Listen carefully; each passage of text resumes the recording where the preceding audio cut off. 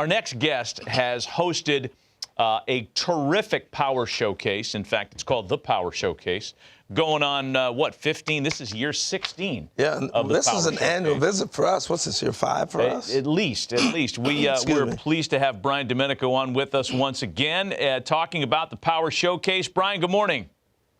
Harold, Matt, as always, it's really nice to see you, and I appreciate you having me on. Well, we appreciate you coming on with us to kind of introduce our viewership to some of the kids that you've discovered and showcased in your Power Showcase. I mean, boy, the list is unbelievable. We watch the video of this thing all the time. Among the players that you had, and I guess you could talk on all of them, who's made your eyes pop the most at the Power Showcase?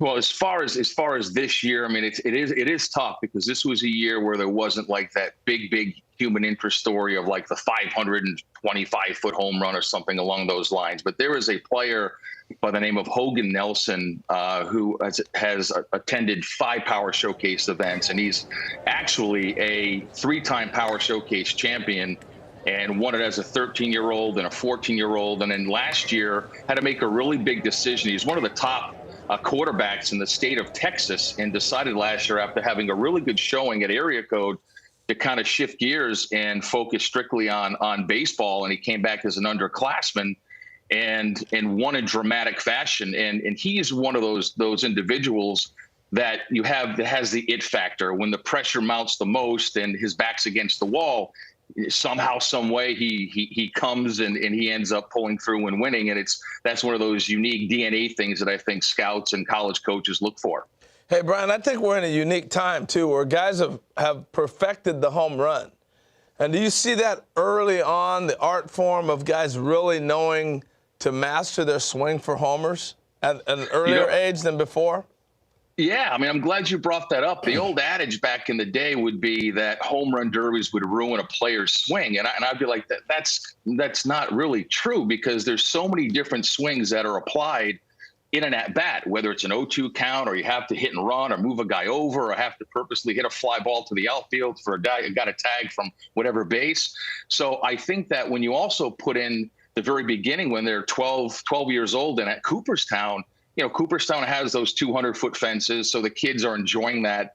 Then they go to the Hall of Fame, and the nostalgia of looking at Babe Ruth's bat and a lot of the old uniforms. Now, they're too young to really appreciate all that, but it kind of starts there. And then they come to the Power Showcase, and knowing that they're coming to the Power Showcase and ending up at the other end of the rainbow in a major league stadium to kind of be a big leaguer and whet their palate for greatness and have that prosperous energy wash over them. Now it trickles back to, okay, how are we going to prepare for this? And with how all the great metrics today with blast motion and hit tracks and all how and Rapsodo, and how their videos can be broken down, and how all of the hitting coaches are vast in so many different philosophies that they break down the kids' swings, and they really start to learn how to do that. Now, you can attest to this, Harold, that when you hit a ball and you square one up, it's smooth. It's one of the most beautiful moments in all of baseball, and obviously you have to elevate to celebrate. Elevate to celebrate. I love it. That's a good Gary line. Templeton couldn't have said it better himself. That's a good line. Hey, so how do I get invited if I'm a kid, and how's that process work to get there? If Matt wants to be a 13-year-old again, how's he get into this deal? Yeah, and that's a great question. And there's a lot of different ways that you can get in. Some parents will reach out to me. Obviously, I need to take a look at some video. Then I want to take a look and see what travelable organization they play for, the level of competition. And listen, I don't always bring in the absolute very, very, very best guys. There are some big lumbering young players that they just need to set some goals. And it's only a matter of time before the kinetics and everything starts to come together, and they find themselves and they take off. So again, parents can reach out through the website. And again, there's a lot of different ways, Harold. Hey, so give us some names of some players, either prospects in minor league ball or big leaguers who've come through the Power Showcase.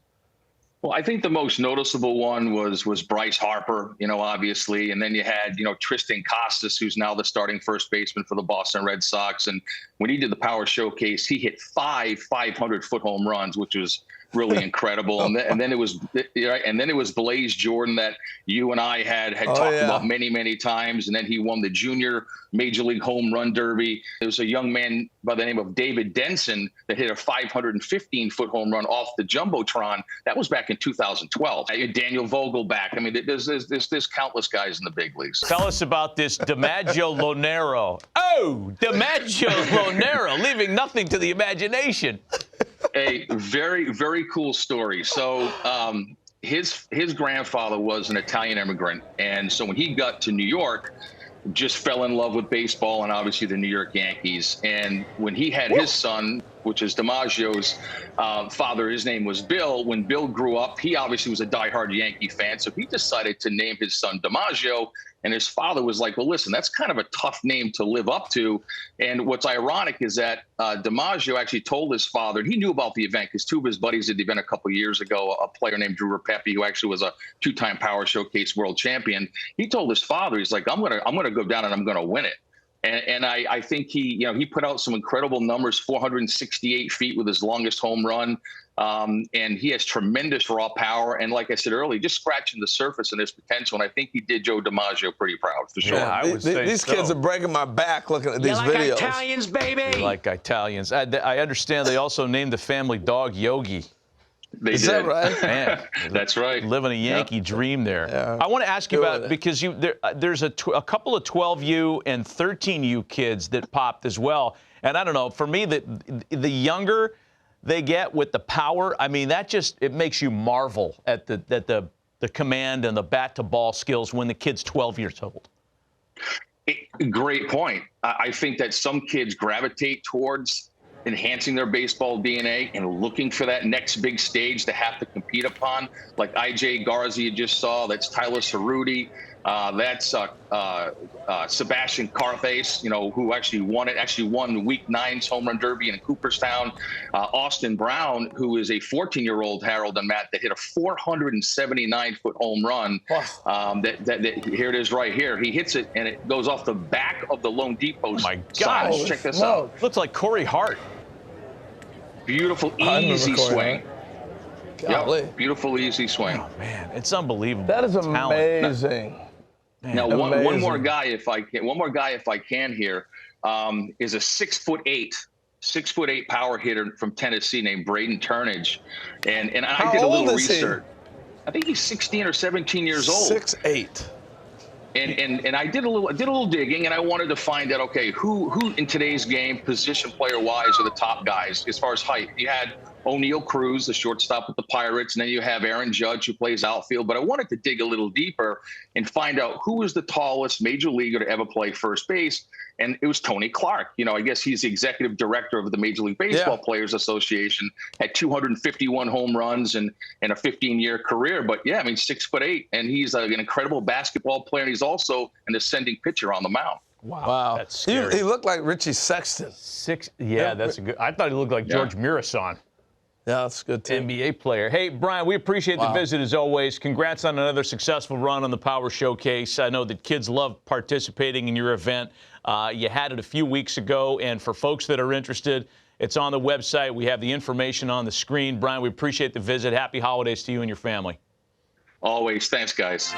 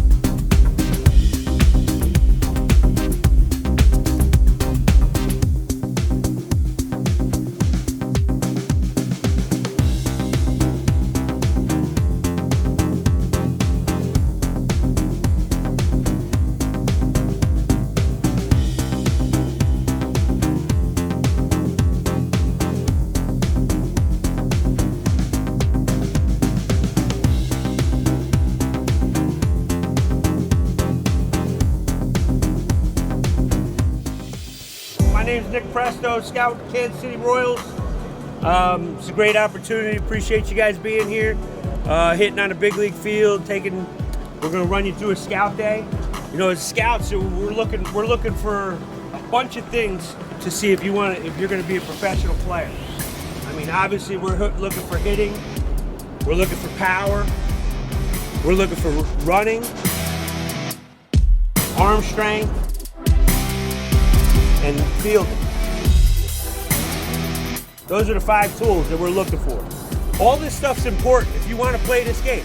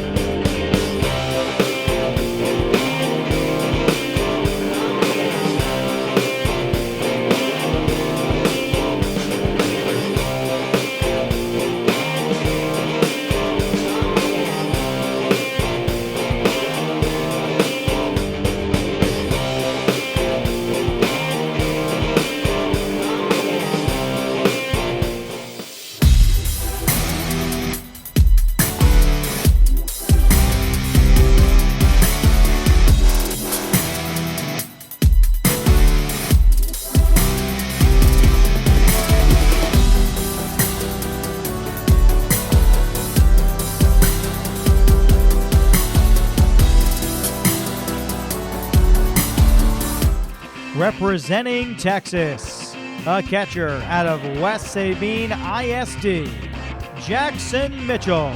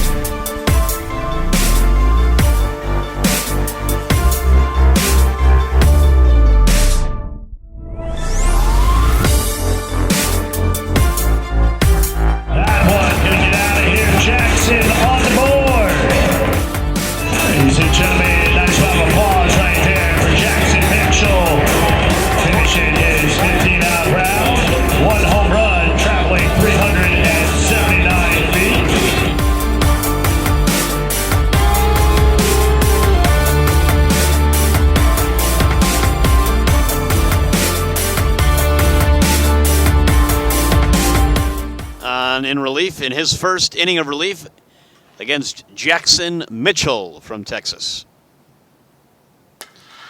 Sits on that one, and that's going to stay down and go to the left field for a base hit. Jaxon Mitchell, first pitch ambush. What grade are you going into? Are you going to be a freshman as that ball's hammered into left field? Jaxon Mitchell from Texas leads off the inning with a base hit from Texas.